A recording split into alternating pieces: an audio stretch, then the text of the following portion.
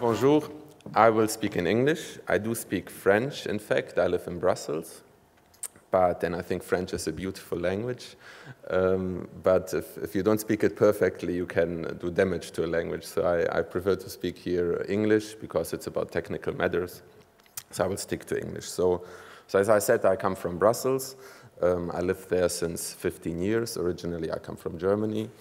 And since 15 years, I'm working at the European level in terms of industrial policy, manufacturing, research policy on these subjects. And the same what you have here in Paris, in France, in the regions, you have at the European level. You have the European, or you have the Factories of the Future Public-Private Partnership. So it's Usines du Futur, it's even the same name.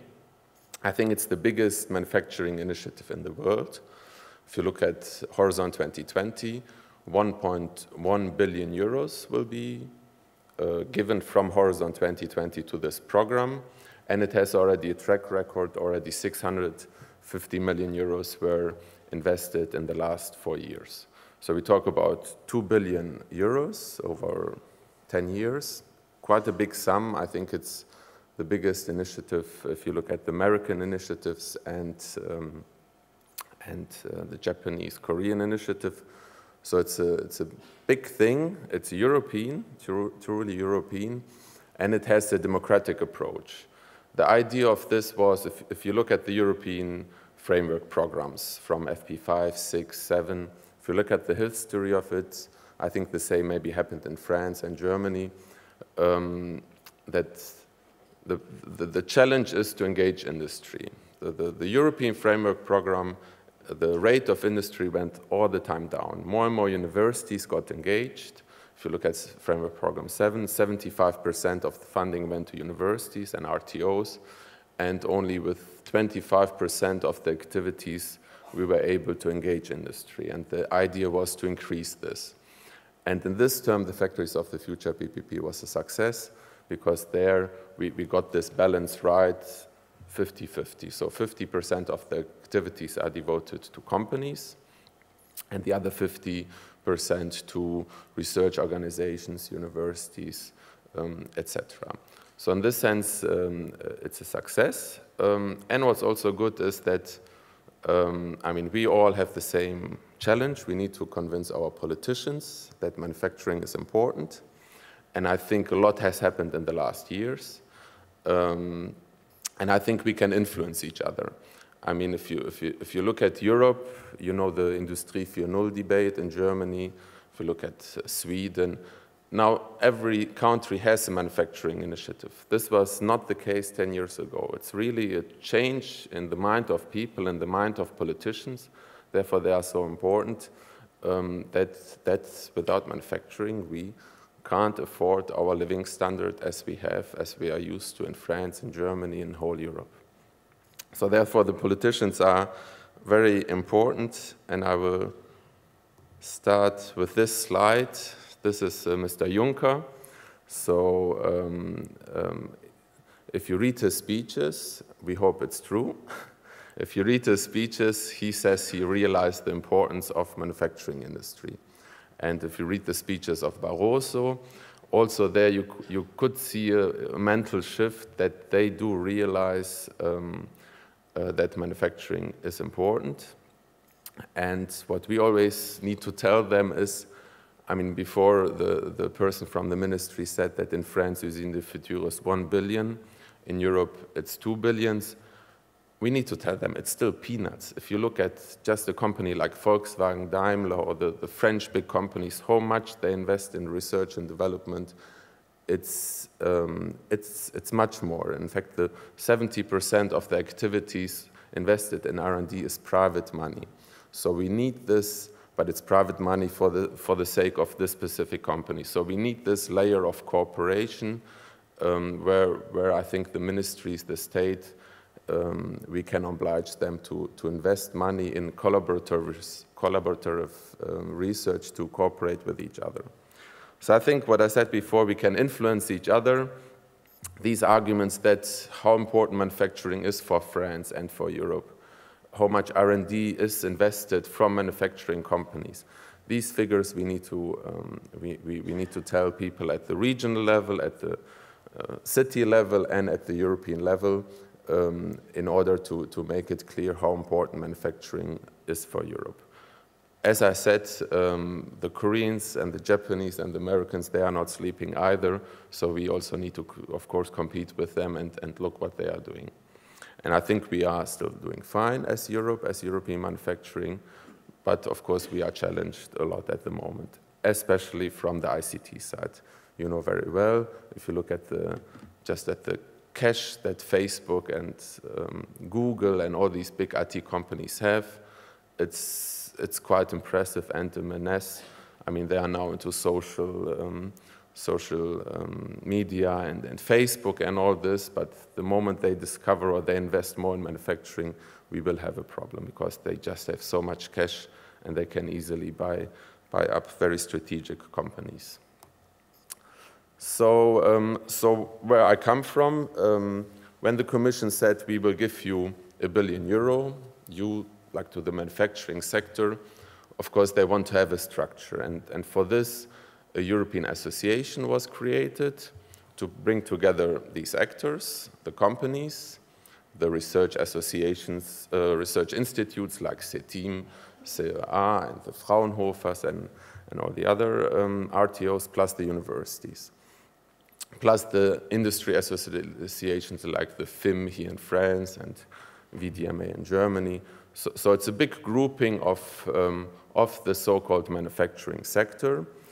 And the idea is to, in a democratic approach, discuss what are our challenges today, what do we need to tackle, which technologies or which challenges need collaboration, where do we need to progress.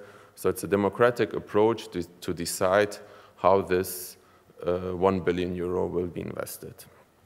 And that's the whole role of the association. My role is to be kind of mediator. As you can imagine, you have German, French, you have a company like SAP, and then small manufacturing companies who maybe are a bit afraid of SAP. So you have a big community, and in this community, you need to find a consensus on the projects, on the topics, etc. So that's the role of EFFRA in this. And then together with the European Commission, that's the partnership. That's this Factories of the Future PPP. The Commission on one side, the European Commission on one side, and our community, our European community on the other side. So it's not like typical past framework program projects where the Commission or one official there decides how much will go to nanotechnology or to other technologies. No, it's a partnership at the same level where we discuss and where the private sector can insist on certain things. And we can insist on certain things through this roadmap that we have developed, and that's the framework for all these projects. So let me come to the French participation in the Factories of the Future PPP. France is a very strong country in Europe. Of course, we have a database to look at all the projects, all the participants, which is, by the way, public. I will come back to this later. So the French participation is strong. I see Karine and Didier and other people from CETIM and CEA very often in Brussels, I can tell you, maybe not every month, but every second month, certainly. So French participation is very good in it. My colleague did this slide, and I went through it yesterday, and I thought, oh my God, you forgot Dassault Systèmes. So Dassault Systèmes is also very well represented in this PPP, of course. And so I think you are doing very well. My role today is here to advertise more this European layer. So you have the French Usine du Futur initiative, but I think it's worth really to look at the European level for you to cooperate with the Germans, with the Brits, with the Scandinavians, to learn from each other, to see what are your competitors doing.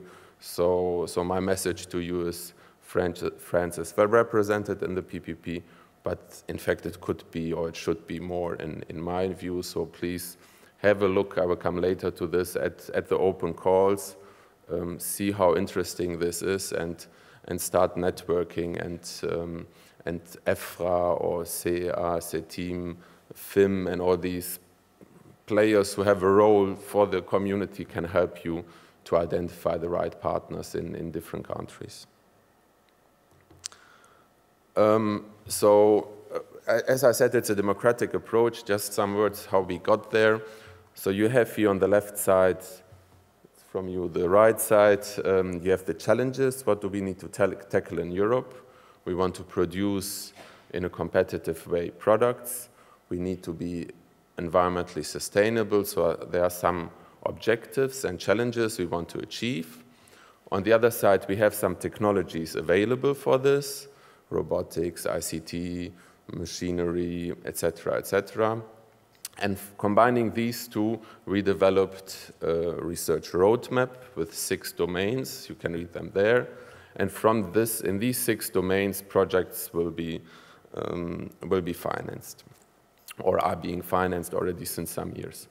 And one important message to you is, before the speakers before you all talked about numérique and ICT, how important it is. So this is one of the few initiatives where the ICT and the metal or the infrastructure get together, the machinery, because this program is financed by DG Research, but also by DG Connect.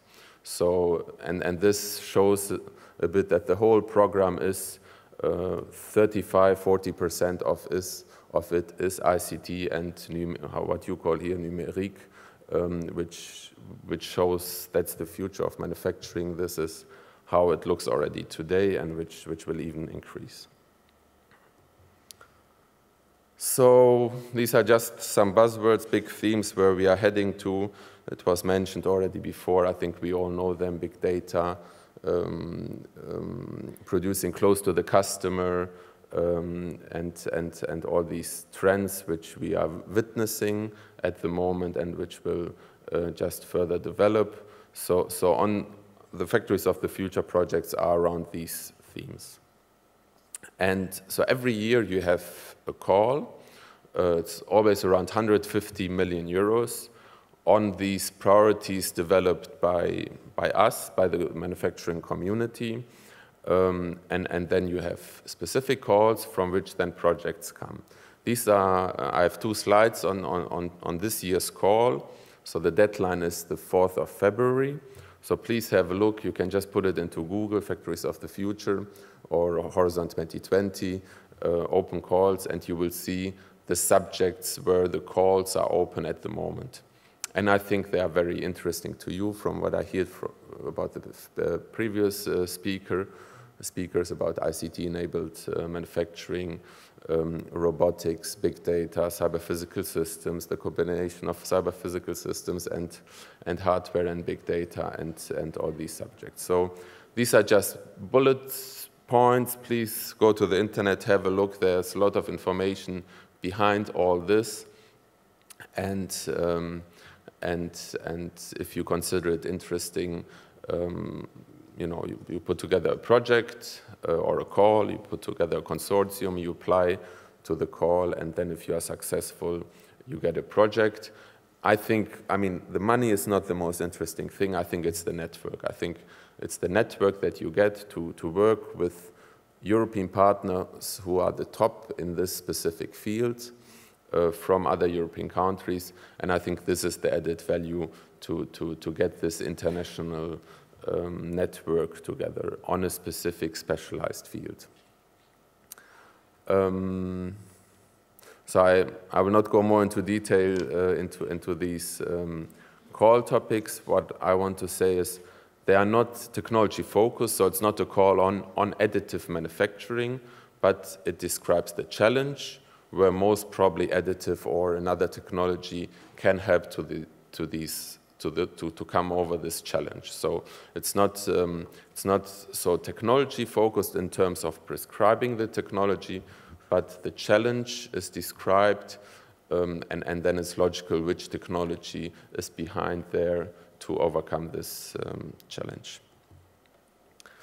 One last thing, I mentioned the innovation portal or the database that we have. So it's open to the public. You can go to the EFFRA website, you can register there.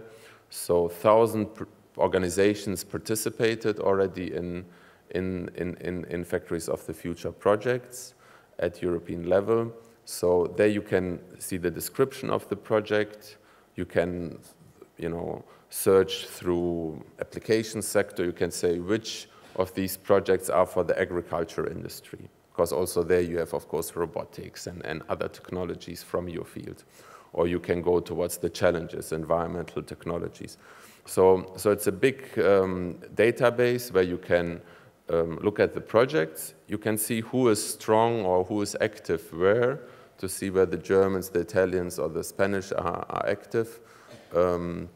You can put up in this database your interests. So for example, on these call topics, you can say, I'm interested in this call, I still need partners. So it's a kind of online matchmaking for consortium building. And so it's for free, please use it, you just need to register, and with this my time is over. You don't see this, there's a big clock here, and it's blinking 00. I'm over with my time. So thank you very much. I will be, of course, here during lunch. I can answer any questions that you have, but also use your French experts here from, I mentioned it, CEA, CETIM, Paris-Saclay, all these bodies who are in fact there to be at the service of companies. Use them, and we all together can help you to access these European networks. Thank you very much. Merci beaucoup, Zeljko.